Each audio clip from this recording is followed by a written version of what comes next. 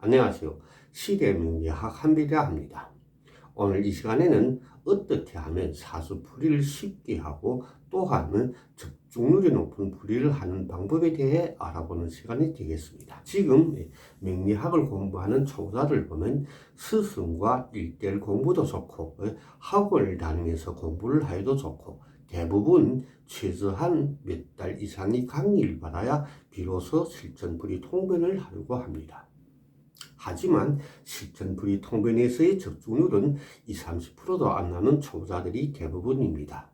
또한 대부분 초보자들이 사주풀이 통변을 보면 대체로 기륭과는 무관한 어느 신살이신이 어떻겠다, 혹은 겨울철에 태어났으니 어떠하고 봄, 여름, 가을철에 태어났으니 어떠하다, 아니면 어느 오행이나 육친이 없으니 어느 오행을 보좌해야 한다거나 어느 육친을 만나야 한다 등 기름과는 무관한 자연상식이나 사계절의 흐름을 가지고 연말을 하는 초보자들이 대부분입니다. 이런 풀이를 가지고 어떻게 명리학을 공부했다고 할 수 있으며 타인들이 기름을 제대로 점지할 수 있으며 특히는 개운을 논할 수 있을까요? 자, 그럼 저 한별이 오늘 어떻게 하면 쪽집게 같은 높은 적중률을 자랑하는 사주풀이를 쉽게 하는가에 대하여 이 사주를 가지고 간단히 설명하였습니다. 이 사주를 보면 정묘년, 무신월, 개축일, 개해시에 태어난 남성분이 명조입니다. 사주풀이를 쉽게 하고 적중률이 높은 풀이를 하자면 우선은 격과 용신, 기신을 제대로 잡는 것입니다. 사주 팔자를 접하게 되면 제일 처음 하는 일이 바로 격과 용신, 기신을 잡는 것입니다.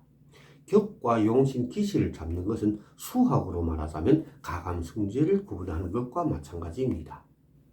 간단하게 말하자면 수학풀이를 제대로 하자면 가감승제를 제대로 장악해야 비로소 수학풀이를 할 수 있는 것처럼 사주풀이를 제대로 하자면 역시 용신과 기신부터 제대로 잡아야 합니다.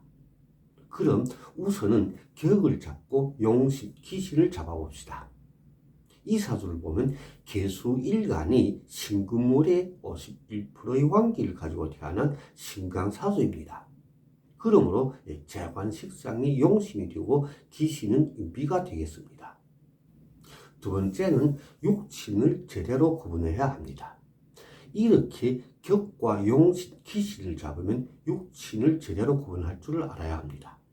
사주원국을 보면 월간에 정관이 있고 년간에 편제가 있으며 시간에 비견이 있습니다. 이렇게 용신과 기신, 육친을 제대로 구분해야 비로소 통변을 할 수 있는 것입니다. 세 번째는 실전사주풀이 통변을 하는 것입니다.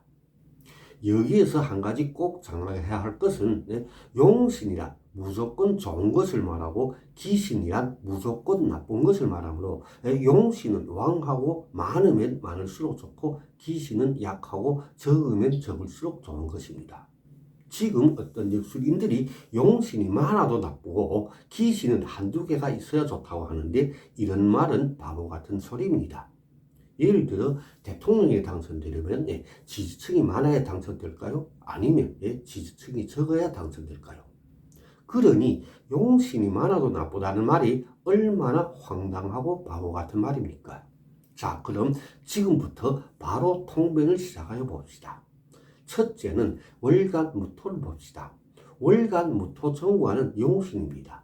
그러므로 다른 것을 더 살펴볼 필요도 없이 바로 당신은 능력이 있어 관직의 종살명이라고 쪽집게 같이 찍으면 됩니다.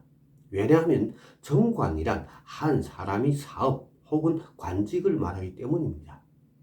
이런 판단은 최소한 90%가 정확하다고 저 한별이 장담합니다. 어떤 분들은 왜서 100%가 아닌가고 생각할 수도 있을 것입니다. 그것은 다름이 아니라 나머지 10%는 풍수의 영향이기 때문입니다.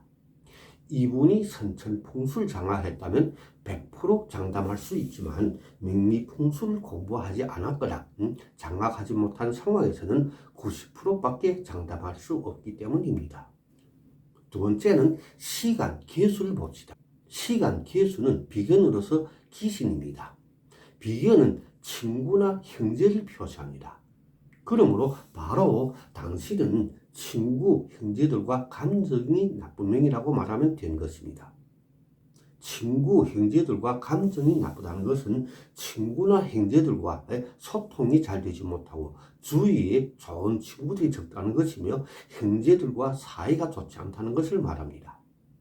그 외에도 일상생활에 대비하여 여러 가지 분석들을 할 수 있습니다. 예를 들어 친구들한테 사기를 잘 친다거나 배려심이 없다든가 이기적이라든가 등등 이런 분석은 역술인 자체가 알아서 소리치면 되는 것입니다. 다음은 연간 편제를 봅시다. 편제가 용신이니 일생의 편제하오니 기라명이라고 찍으면 됩니다. 편제는 재물, 돈을 말하고 남성분한테는 이성을 말하기도 합니다. 그러므로 이성으로 인한 좋은 일들이 많다거나 이런저런 일로 돈이나 재물이 잘 들어온다고 보는 대로 그대로 말하면 되는 것입니다. 보세요. 얼마나 간단하고 쉽습니까? 이런 쪽집게 같은 풀이에는 충이나 합, 어느 신살이나 격국 혹은 12운성이나 사계절의 흐름이란 필요 없습니다. 이렇게 타고난 즉 정해진 기류운을 장악하게 되면 대운과 세운이 대합하여 그대로 읽으면 됩니다. 자, 그럼 대운의 흐름을 간단히 봅시다. 첫 대운이 정미대운이라 년간 정화 편제 용신이 왕한 대운입니다. 그러므로 바로 있는 그대로 말해보세요. 편제가 길한 대운이라 당신은 어릴 적에 부모나 이웃 혹은 형제들한테서 용돈을 잘 받았겠네요. 혹은 길을 가다가 돈이나 재물을 잘 주었겠네요. 라고 말입니다. 두 번째 대운은 병호대운이라 월간 무토정관이 길한 대운이 되겠죠. 그러면 역시 마찬가지로 월간 무토정관에 해당하는 육친이 길하다고 소리치면 됩니다. 즉 당신은 무호대원에서 관직에 종사했다고 말입니다. 지금은 세 번째 을사대원입니다. 을사대원을 보면 연간 정화가 왕하고 시간, 계수, 비견, 기신이 쇠약한 대원입니다. 그러므로 을사대원에서는 당신은 이성운이 길하고 편재운이 길하다고 말하면 되고 시간, 비견, 기신이 약하니 예전에 비해 친구들한테 관심과 배려심이 많아 친구들과 잘 지낸다거나 친구들이 도움을 많이 받는다고 소리치면 되는 것입니다.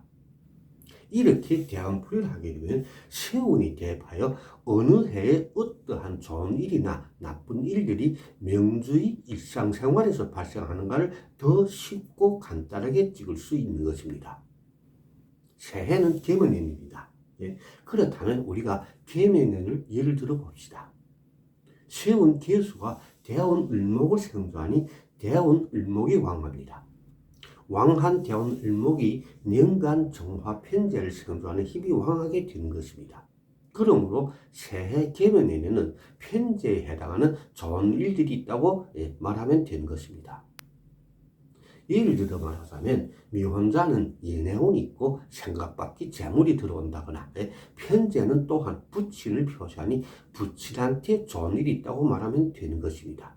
또한 왕한 대운 을목이 시간, 계수, 비견, 기신을 설계하니 시간, 비견이라는 육친에 해당하는 좋은 일들이 있는 한 해가 되는 것입니다. 그러므로 친구의 도움을 받아 친구로 인한 좋은 일이 있다거나 친구들과의 관계가 더 좋아진다 라고 그냥 있는 그대로 소리치면 됩니다. 얼마나 간단하고 쉽습니까? 또한 이런 판단은 8, 90%가 맞아떨어진다고 저 한별은 장담합니다. 이런 쪽집게 같은 풀이에는 합이나 충, 신사냐 격국들은 아무런 필요도 없습니다. 만약 합이나 충, 원진살 같은 신살이나 격국을 거론한다면 오직 혼돈과 혼란만 조성할 뿐 아무런 풀이도 할 수 없을 것입니다. 저희 말을 믿지 못하겠으면 이 사주 조합과 비슷한 사주를 찾아 비교하여 보세요. 또한 저희 카페에 글을 올려 토론할 수도 있습니다. 지금 대부분 초보자들이 사주 팔자를 접하는 사주 원국에서 어디에 합이나 충이 있는지 어떤 신살이 있는가부터 찾거나 무슨 객이냐, 예를 들면 상관객이냐 정관객이냐 아니면 상관경관이냐, 관이상생이냐 등등 기림과는 무관한 것에 정신을 집중하는데 이런 연구나 사고방식은 잘못된 것이라 하겠습니다. 자, 그럼 오늘 공부도 여기서 마치겠습니다. 시청해주신 여러분 고맙습니다. 감사합니다.